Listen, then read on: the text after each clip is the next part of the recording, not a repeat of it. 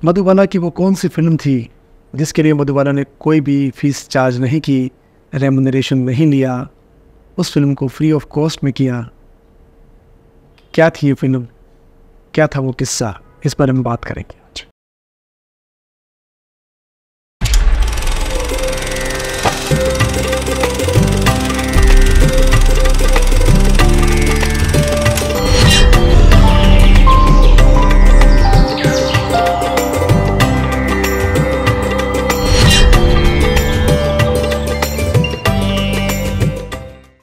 नमस्कार साथियों, आज हम बात करेंगे ब्यूटी क्वीन मधुबाला के बारे में। मधुबाला जितनी खूबसूरत अभिनेत्री थी उतने ही बेहतरीन वो अदाकारा भी थी।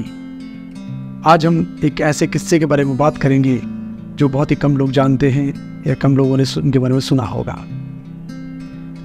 साथियों, मधुबाला ने 8 साल की उम्र से ही फिल्मों में काम करना शुरू कर दिया एज ए चाइल्ड आर्टिस्ट।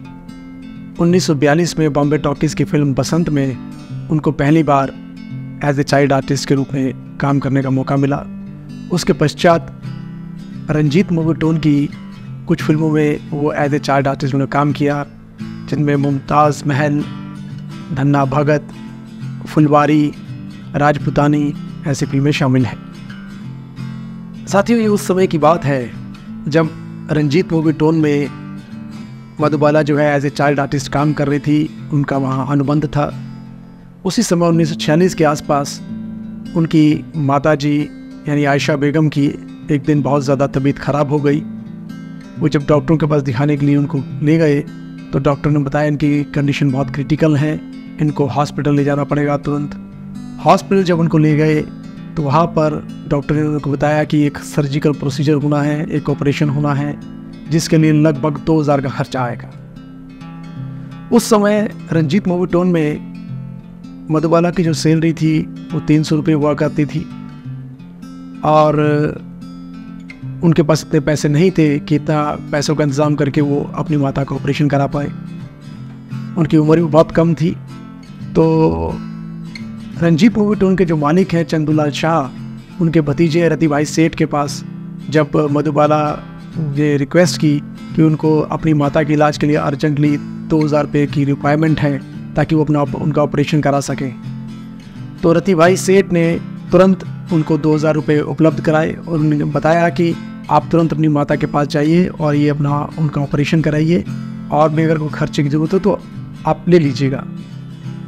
तो मधुबाला ने उनको बहुत बहुत धन्यवाद किया और तुरंत अपनी माता के इलाज के लिए उन्होंने वो पैसा हॉस्पिटल में जमा कराया। तो साथियों, ऑपरेशन सक्सेसफुल रहा, सफल रहा और कुछ ही दिनों बाद उनकी माताजी जो है पूरी तरह स्वस्थ होकर घर वापस आ गए। लेकिन मधुबाला ने बुरे वक्त में जो रंजीत मूवी टोन के जो मालिकों द्वारा ये एक सहायता की गई थी उसको उन्होंने ताउम्र याद रखा और उनका उन्होंने एहसान माना। तो आगे चलकर मधुबाला जो हैं एज ए लीड एक्ट्रेस के रूप में, एज ए हीरोइन के रूप में फिल्मों में काम करने लगी।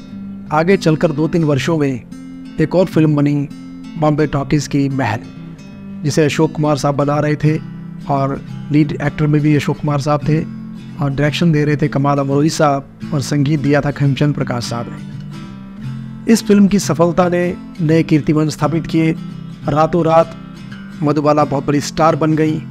फिल्म ने अपार सफलता अर्जित की और इस फिल्म की अपार सफलता के चलते मधुबाला के काम को बहुत सराहा गया, बहुत पसंद किया गया और उनकी जो फीस थी वो उन्होंने 1 लाख रुपए कर दी। महल फिल्म ने न केवल मधुबाला को पॉपुलर किया बल्कि लता मंगेशकर की गायकी को भी लोगों ने बहुत पसंद किया, वो भी लाइमलाइट में आई और महल की अपार सफलता के चलते वो भी एक बहुत बड़ी एस्टैब्लिश्ड प्लेबैक सिंगर बन गई।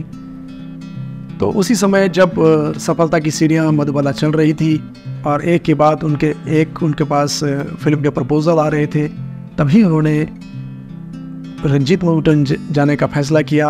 वहाँ वो गई, उनके प्रोप्राइटर से मिली और उनको एक ऑफ़र दी कि आप मुझे लेकर एक फ़िल्म बनाइए, मैं उसमें लीड एक्ट्रेस के रूप में काम करना चाहती हूँ।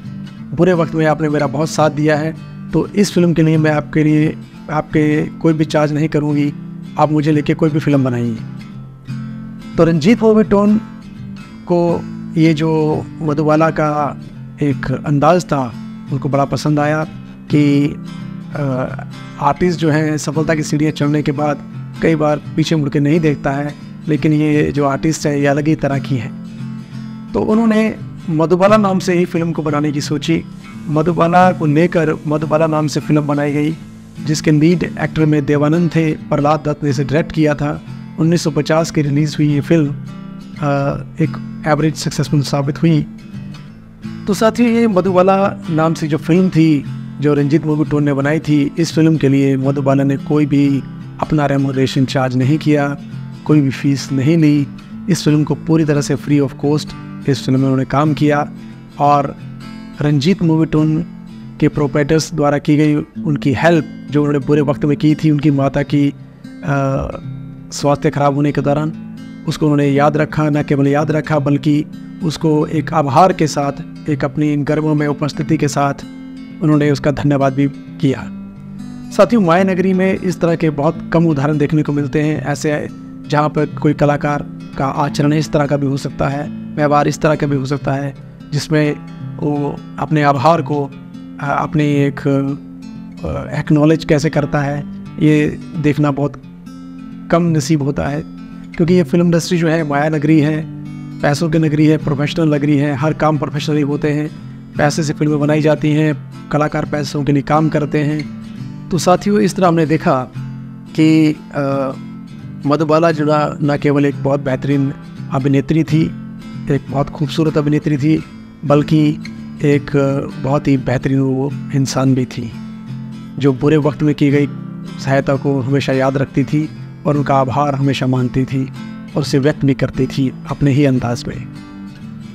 मुझे ऐसी उम्मीद है मधुबाला की इस खासियत को, इस गुण को जानकर आपको अच्छा लगा होगा। ऐसे ही किसी और कलाकार के बारे में, किसी और किस्से को लेकर फिर आपके सामने हाजिर होंगे। तब तक के लिए आपका बहुत बहुत धन्यवाद। नमस्कार।